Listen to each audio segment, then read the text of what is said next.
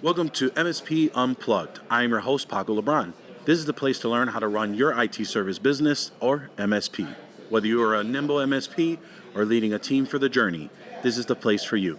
Let me go ahead and introduce my co-host, my partner in crime, none other than Mr. Rick Smith over at Renactus Technology. Rick, how the heck are you, my friend? Doing great. I'm doing great, Paco. Thanks for asking.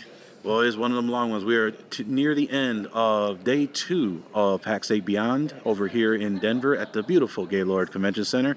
I'd like to also introduce our guest for this episode. We have Jason Thomas, CEO of JATAG Solutions. Jason, how are you today? Doing great. Loving the weather. The weather is nice, definitely, versus back home. We are Yes. both from the Chicago area, so it is definitely a change, and it is much welcome as well. But before we kind of go into everything and talk about the topic of the episode, Jason, I just realized after confirming with you that this is the first time you've been on the episode and on the actual podcast. So It is. We've known each other for a number of years. It's the first time. And so I can't believe that. So I wanted to see if you can give a little bit of an intro about yourself, of how you kind of came to the space and how you founded JTAG Solutions. Sure. In 2018, I had the opportunity to buy a book of business from one of my friends that I've known for 10 years. And that started me down the road of, single owner MSP. Did all the work, from sweeping floors to installing network. And COVID hit and got a couple of contracts hit. So I hired a couple people in 2021, a couple more in 2022, a couple more in 2023. And just in January of this year, hired out an operations manager to help me keep control of what's been going on. That's awesome. That's awesome. So, and how long have you been in business now? Since 2018. 2018. Yeah, so 6 years. So for those 6 years, the growth that you have expanded, what size employees are you at now? We have nine employees. So 9 employees. So was the growth in any type of strategy that you had put in place, or just the demand after COVID and the shelter in place for remote work, or anything in between for some of that growth that you experienced? Yeah, initially it was slow the first couple of years, and just getting your legs underneath you and understanding the MSP world. And then landed a couple of contracts right in a row that we needed to essentially plug holes and fill whoever I could. I actually have my son working for me full time, and it's really nice getting kudos from customers about him unprompted. Nice. That's very awesome. Now, we have mentioned that we've known each other for many years, and so you are also involved in the community as well. Yep. I know you're involved with a few organizations. One comes to mind, and I always get the acronym incorrectly, so I'm going to try my best, and you can correct me. I believe it's the NITISP. Yes. Yes. So he will let you know what that organization is all about, but I figured we'd do a quick plug for our good friend, Carl Palachek, who's the ED of that organization, if I'm correct. He was. He was the ED. But he is still actively involved. Okay. We actually had our planning meeting. It's the National Society of IT Service Providers, and we're trying to elevate the professionalism in this industry. I mean, there are less continuing education credits and regulation around somebody that has full access to your business through the IT avenue than there is to get your hair cut. Yeah. And regulations are coming, and we want to make sure that the small and medium IT service providers have a voice in making sure that we are not pushed out of the industry, and that any rules or regulations coming down the pike have the right fit for us and for our customers. That's awesome. Perfect. And so, as I mentioned, so we've known each other for many years. And so the reason why I bring that up is, in our community, for a lot of the smaller MSPs, smaller IT service businesses, there are often times where collaboration is needed. And so sometimes where maybe you may be going on vacation, or you may need a friendly boots on the ground because you can't get to somewhere where you would like to get there as soon as possible. Sometimes you need to work with someone you trust and be able to find someone that can mesh with the culture that you have, or as you investigate and as you kind of go through this process, you kind of learn on what you do like about having subcontractors and helping you out with some collaboration, and what are maybe personalities or just what you would prefer as the direction for your business. So, and the reason I bring all that up is because as of recently, ProdigyTeks, we don't have any physical on-site technicians. A majority of our employees are remote, and a lot of it fell on myself. So we made a big decision previously in the end of last year, toward the beginning of this year, where I am no longer doing any more on-sites. And you thought that my whole team's head spin 3 times, like they said Beetlejuice 3 times. But, it was one of those where I felt like in order for the business to grow, I needed to get myself away from being the go-to person to really pull in that ability of solving a client's issue, being the voice that solves everything, and really having the brand respected as the business versus I am the business. And so, we really ran through, and we really needed a much more higher caliber of on-site and remote help for on-site visits, for our external cabling, things of that nature, where we've always had subcontractors, but we always got the theme of they just didn't represent the brand, whether that is via outfits, clothing, like not professionalism, their different way of styles of doing business, even down to the point where just, a lot of customer complaints where, like, for external cabling, and unbeknownst to them, screws coming out of a mahogany custom desk because they grabbed the wrong screw size for the wall plate that they're installing. So, we made a decision to really vet and really investigate. And so the first person that came to mind was Jason. And so we wanted, because we're all local in the same Chicagoland area, so I reached out to him to say, hey, you know what? Just need a little bit of help, see if there's a possibility we can collaborate and things of that nature. Because as we mentioned in the community, we always say, if you can't do it yourself, you're going to have to try and find help. And if you don't have the ability to do employees or work on it, or you don't want employees rather than finding employees, then partnering with someone may help to be a lot beneficial to your outreach and to what you're looking to do for your business. So me and Jason had a very good conversation, talked about goals, figuring out what we were trying to do, because I kind of let him know my pain points, as I have just described, on some of the subpar subcontractors that we had in the past. And so Jason, because of our rapport that we had, graciously accepted. We were talking, had a lot of great success together so far on some of the clients that we visited. But I wanted to use this opportunity to talk about, we always say partner with someone, but we never really go into like, what are the do's and don'ts? It was great until this happened, or even just for clarification to help build on that relationship. So I want to turn to you and see, one, working with us, and we'll be as candid as possible on camera. And so really, as we were kind of working through, what are some of the things that, just working with someone, because I know you partner with other MSPs sometimes as well, what are some things that you look for or that we could advise those listening when you are collaborating with someone? What are some things that they should probably take into consideration before even going down a road like that? Yeah, so Sure. Well, the first thing is mutual respect. Having both of us working in the industry and seeing each other at local shows and TechCon Unplugged, and knowing the work ethic and what we want to put forward to our customers. Because when I've got somebody that is representing ProdigyTek, I need to make sure that my guys look as good as possible, because that reflects directly to me and then to you. Sure. And we don't want any of our reputations damaged that way by having somebody putting a screw into a mahogany desk the wrong way. Yes, absolutely. Yep. And second, especially in my early years, I've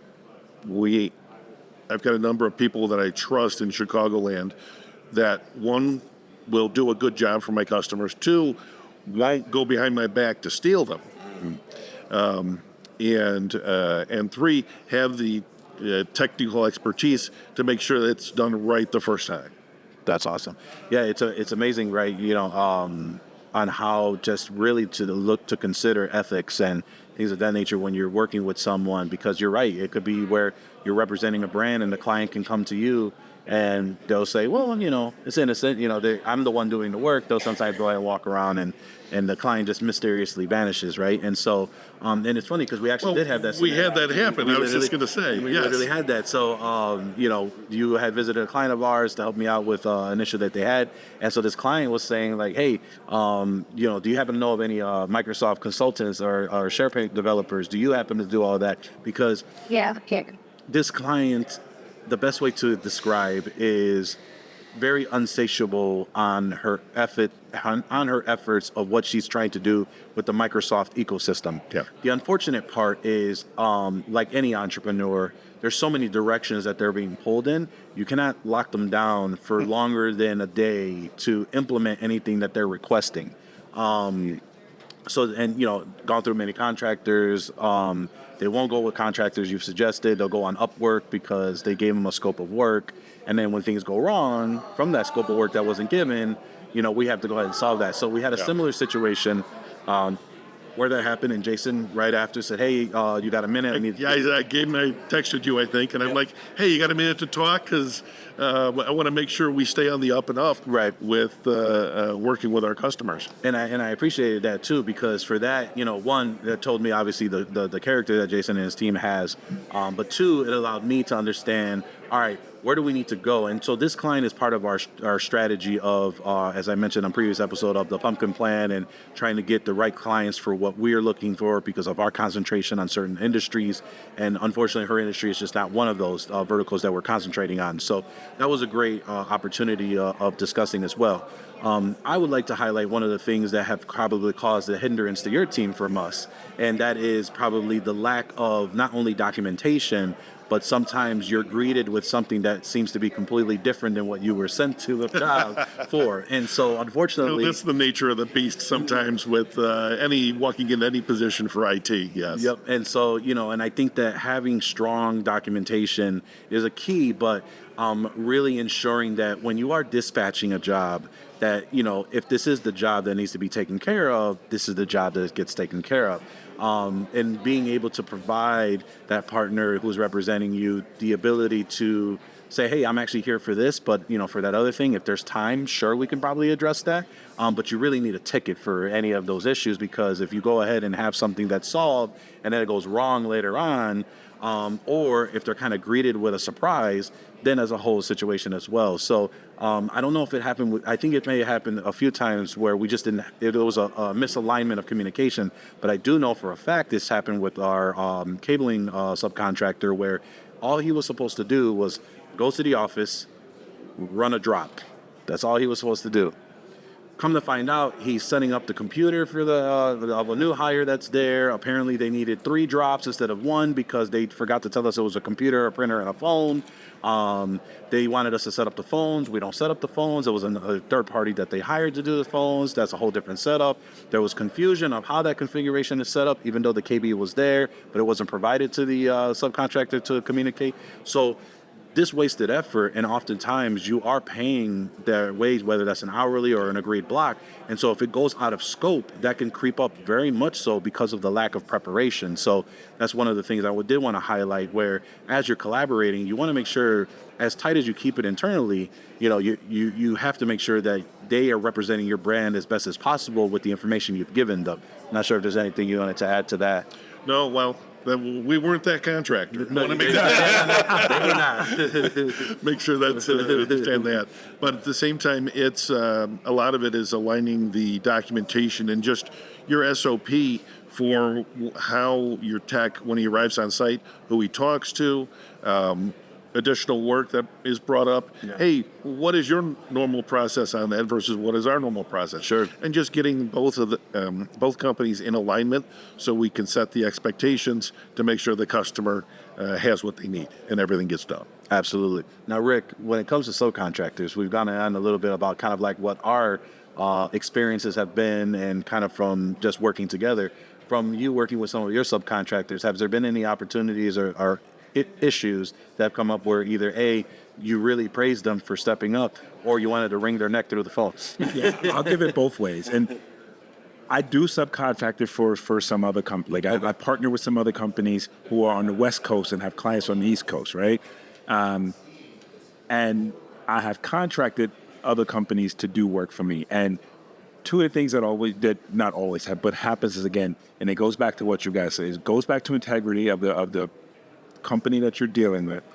And it also goes back to giving proper scope and proper direction.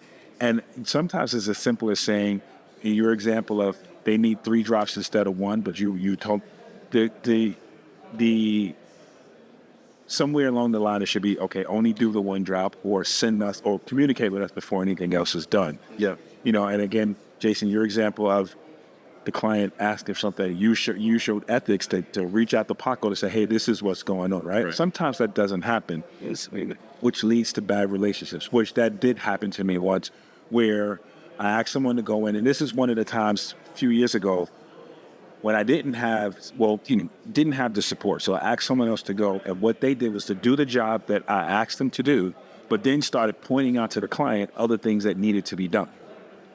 That, I think, is in poor taste, right? Sure, yeah. Oh, yeah. So learning from that, as I started working with other companies and responsible for work for them, it kind of gave me my do's and don'ts and how to communicate with others, right? So if someone sends me to do something and I ask questions, I say, I'm going to stay specific to this scope you give me. Right. Is there anything? So, and then I ask for the other thing I think is important, and we should do this if we contract out or if we're being contracted, is ask, is there someone I can contact, while I'm on site, in case I have questions or things are not the way we think they are? Because, what happens, you get a scope, you get a job, so it's like to go do one thing, but it doesn't, the client explained it one way. Yeah.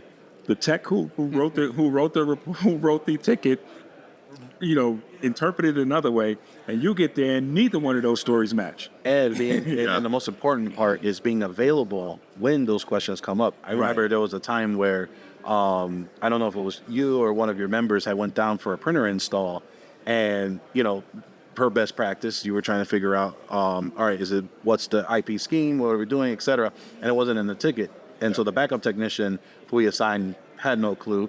And so I had a message in my teams that I didn't see until almost 20, 30 minutes later to say, what IP scheme it was. Now, it was an educational opportunity, and that's kind of the unfortunate and weird timing that we're in right now as we kind of are in onboarding an outsourced white label U.S. help desk and trying to get this whole process working how it used to work. And so that's another piece, is being prepared in case something, especially during times that you are just starting to flush out as you're working together and trying to figure out these pieces, because then I don't know how long that your team was waiting for an answer, and that answer finally came, but I think it was one of those where it was just an assumption that was made at that time, which was the right assumption, but oftentimes an assumption can go wrong too. Right. Sure, no, if you assume the wrong thing and set it up one way, and your standard practice is completely set it up in a different way, then your customer's not getting the service that they deserve from either of us. And even just having someone that has that forethought as well To ask that question, Yes. saying, hey, this is a hole in the information, which way should we go? Because sometimes you'll have, I have a subcontractor, which Rick, you know who this is. Oftentimes he's available, we'll send him out, and it always feels like we're always cleaning up after he's there. I hate to say it that way. It probably could have been said a little bit differently, but we would run into issues where, for example, a client is asking him a question and he gives him his version of what happened versus, you know what, I'm here to solve this. I'm not really aware of what's going on. However, I'll have the team reach out to you and we'll kind of figure it out. He's very much of a rambler, and so he tends to just throw everything against the wall and kind of explain, hey, I think it's this, I think it's probably that, I don't know, but I'll go ahead and take it. There's no sticking to the frame, sticking to where you're at, to maintain the ability of, hey, you are representing a brand, you're not representing yourself. Yep. He's very much about, well, don't blame me. I'm just the guy here. And so there's a lot of that used to happen, which we've since kind of leaned off of utilizing him, leveraging JATAG Solutions, to the point where now we have one of our main clients where you've sent the same technician twice to this office, where now they don't want anybody but him. And so because he just does a great job, and the communication and the clarity and the professionalism is something that has been yearned for us for quite some time. So it's just, again, a commendable and a kudos to you, what you've done with your team for the onsite business and that work. That's awesome to hear. Thank you. Yes. And it's, something as simple as make sure that you don't wear a JTAG branded shirt or any gear when we're going in, because we're representing ProdigyTeks. Yep. And that's important, right? So whether it's non-logo or providing the subcontractor logo branded apparel, which we need to get that done. Yep. But the fact that opportunity is available and really being able to do so, and it's a refreshing thing to hear where you've placed trust in someone else, and again, us placing trust in your business to help represent us, and to hear that now they're requesting other members of different parts of the team and who we're partnered with, other than myself. Because there's always been like, well, if it's not him, I don't want to hear it. Or, he's going to figure it out. He's going to know what needs to be done. Oh, yeah. And so, and you go through this as well. I have customers that still don't want to send in a support ticket or call the help desk. They want to text me. Right. Yeah. And they want to call me. They're like, well, that's fine for everyone, all your other customers. But for me, who have been here since 2018, right, I want to just talk to you. Right. And yeah, we have that. And unfortunately, sometimes those are the early on clients that we took on that had our cell phone, that had the number at one point. Yep. And unfortunately, you just have a relationship with that person, and I'm lost for words, but it's one of those where they trust you and want to deal with only you for their IT. Right. So go ahead. That runs you into the problem that we just talked about earlier, though, about are you or are you the business, right? Right. Because everyone should be doing it the same way, but we all experience that. It's nothing new. And I can tell. I have one particular client who I can tell to him blue in the face. You have to put in a ticket, and I explained to them, when you called me or text me, all I do is put in a ticket. I don't do the work. If I remember. Right. Sometimes it'll be hours later. I'm like, oh, shoot, I did talk to Joe. I need to put a ticket in for him, and he's not getting the support he should if he went the right way. Mm-hmm. And I'm honest with him. I say, don't, and particularly if you talk to someone, don't ask me nothing. I'll yes you to death and then walk out because I got 20 other things on my mind. Yes. I'll forget what we talked about as soon as I'm done. But it goes back to that, though, and that's the standards of getting those customers to try to, I guess, move to our modern way of doing things. Now, you can take it two ways, right? Now, someone said to me as I complain about this, why does she always call me? She knows I'm going to tell her the same thing. And they say, but that's because she's established a trust level with you. Oh, no, I will never fault the customer for wanting to talk to me on that. Mm-hmm. It's just you'll get better service if you go through the new procedures. Mm-hmm. Yeah. I think in summary, we can really, really dive into and discuss how, collaboration amongst peers is a benefit to those that are trying to grow and scale. And especially after a lot of conversation and news that has been dropped here live at PAX Beyond 2024, being able to find your peers, being able to have that conversation, the candid conversation, because I think for a lot of people, they believe that they have a lot of competitors. And so being able to view someone in the same area as a peer and realizing that they can help you grow and get to the point, and not just so much as helping on a support aspect of it, but even just on a business aspect of comparing notes. Hey, we're kind of struggling. What are you doing on your side over there? Because now that you're in the same market, helping both grow and getting to that point, because A, there's so much business in the areas that you're usually in, and B, being able to just get some help and just a different insight from someone you respect on a similar level takes you so much further on being able to do so. And so, with that, Jason, is there anything else that we may want to share as far as in collaboration or any of the things that we had worked on how having two partnering MSPs try and get the most value and outcome from being able to work together? Chicago is a great market for us to partner up in, and there's plenty of work out there. Yep. There's no reason to not collaborate with other peers that you can trust, and you know how they're going to treat your customers. So this has been a win-win for us. Absolutely. And I hope to, we grow this further, strengthen that partnership, and we'll be able to get to the points of where we want to see our growth in both of our respective businesses. Rick, any lasting words so we can get out of this sun? No, I think that's it. I just think, I guess I would say this is, as you guys talk about your experience and how it's working and how it's evolving and growing, I think it's good. And I think the two things that you guys have, emphasized are important, and that is the communication part of this, and that is also the understanding of what needs to be done. So I think when you're working on collaborations, whether you are going out for someone or you're, bringing a subcontractor in to do work for you, that line of communication is extremely important, and it'll, save you both a lot of headaches, a lot of time, and help you grow together. Awesome. Yep. Jason, really appreciate you taking out the time and sharing a lot of your advice, your experience kind of on this particular topic. If anyone wanted to reach out to you and just chat a little bit more on just this, reach out to you in general, or maybe find out a little bit about any of the other items or other organizations you're involved with, what's the best way to reach out to you? Best way is email jason.thomas@jtag.com. And thanks so much for having me on. I really appreciate it. Absolutely. And before we sign off, we have to talk about one of my favorite things. Rick's one of the favorite things as well. Most important. And that is TechCon Unplugged. TechCon Unplugged is our annual gathering of IT business owners, and it is fast approaching. September 12th to the 14th, we will be at the Hotel Arundel Preserve in the greater Washington, D.C. area. You'll be able to join like-minded business owners for a weekend packed with resources to help your IT business thrive.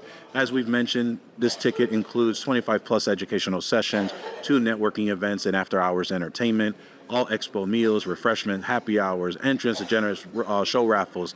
The pluses go on, but the most important part about all this is you will have the ability to walk away with concrete action items to take your business to the next level. And what I importantly love to say is where the magic happens. So appreciate everyone tuning in. Jason, again, appreciate you taking the time. And Rick, it's that time. But thank you again for tuning in. Tune in every week. Watch the video podcast on youtube.com/MSP Unplugged. Like, subscribe, hit that notification button to be notified whenever a new episode is available. You can also take us with you on the go. We're on your favorite podcatcher app. We're on Amazon Music, Spotify, and on Apple Podcasts. As I mentioned, don't forget your tickets at TechConUnplugged.com. But more importantly, thank you for listening, and we will see you next time on MSP Unplugged.